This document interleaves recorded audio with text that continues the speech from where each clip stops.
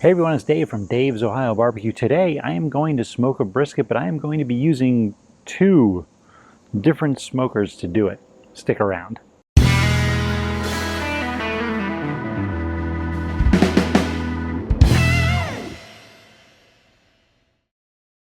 So I've been meaning to try this for a while. I love smoking brisket. I usually do it on my offset smoker over here. But I've run into a lot of situations where, I have some things I have to get done. It's the weekend, you only have a certain amount of time on the weekend. And, smoking a brisket, it could take up to 8 hours. And I got things I got to do. I got places I got to go. So what I wanted to do today is I'm going to try starting out the brisket on my offset smoker. I'm going to give it 4 or 5 hours of smoke. And then, just to finish it, I'm going to transfer it over here to my pellet grill and let that finish it and bring it up to temperature. So to start, I trim the brisket. I am the worst brisket trimmer on earth. I know that. I'm practicing. I'll get better as time goes on. I think I need some better knives. Once it's all trimmed up, this brisket is about 13 pounds.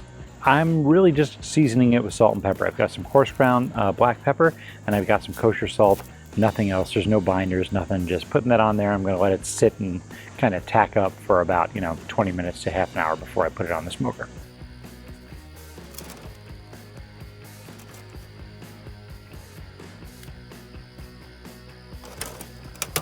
I'm using applewood in the offset today, and I'm going to run it at about 275 degrees. Once I get it all up in temperature and get it kind of dialed in, I'm going to put the brisket on there and leave it. I plan on leaving it for about 4 hours to get that really good, like offset smoke to kind of sink into the outside of the brisket.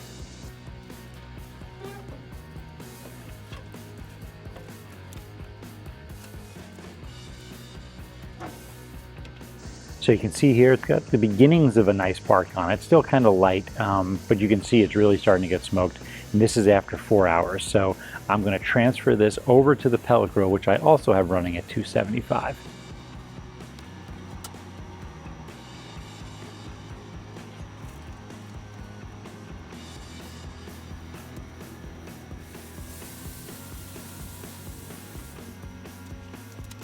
And as you can see, I'm using my homemade pellet extension right here. Gives me, several more hours of pellets.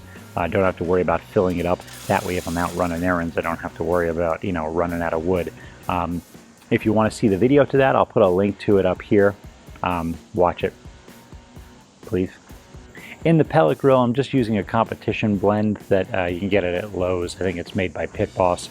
It's pretty economical. It's 15 bucks for like a 40-pound bag. First thing I noticed is running this at 275, it's cooking a little quicker than I want to. Like, it's coming up on noon here, and it's been in for about 6 hours, and it's just about done. The brisket is at about 195 right now, and I want to bring it up to about 205. So this thing may be done a little bit sooner than I expected it to, but it's fine. You can put it in a cooler and it'll stay warm for hours.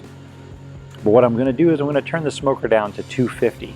The reason I like using the pellet smoker is, by the time the 4 hours was up on my offset, it was about 9 in the morning. I started this thing at about 5 something, and a.m. that is. And, by 9 o'clock, everyone else in my house is up, my kids, my wife, I've got things to do, got to entertain the kids, got to take them places, got to run errands, things like that.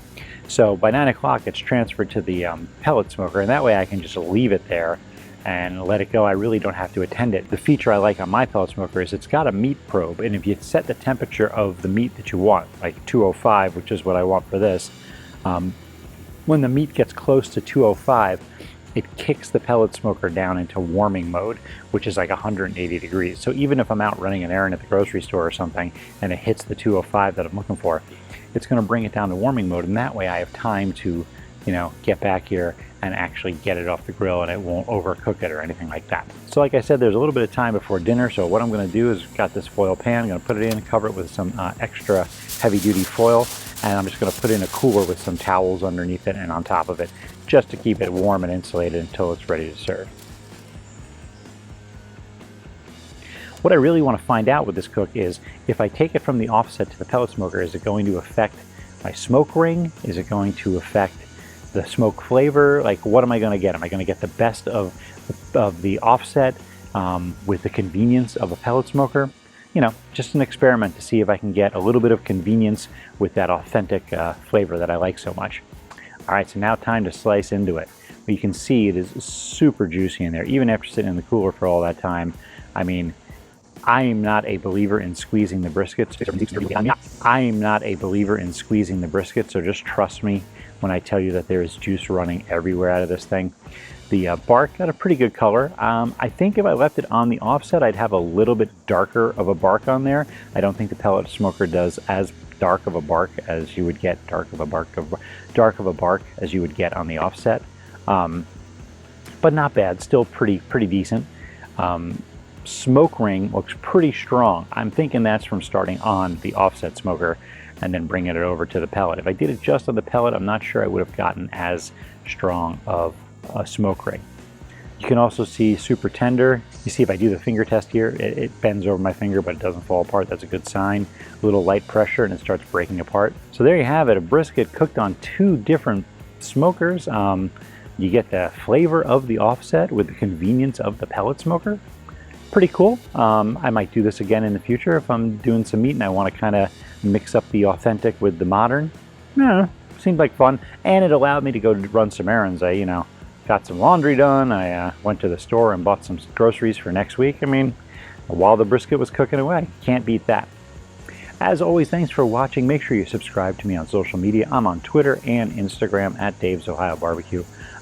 And make sure that you subscribe and press that little bell there so you get notifications every time I make a new video. And if you have any questions or comments, or there's some sort of video you'd like to see me do, something you want to see me make on the pellet or the offset or whatever, leave a comment. I read all my comments, I respond to them as quickly as I can, and that's honestly where I get a lot of ideas for my videos. Thanks for watching. I'll see you next time.